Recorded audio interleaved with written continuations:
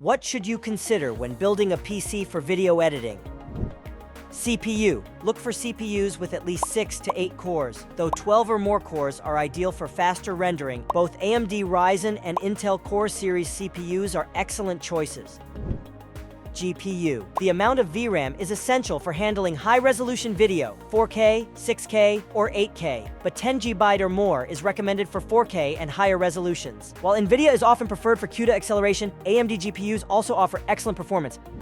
RAM. Video editing is memory-intensive, especially when working with high-resolution files and multiple layers. At least 32 GB of RAM is recommended.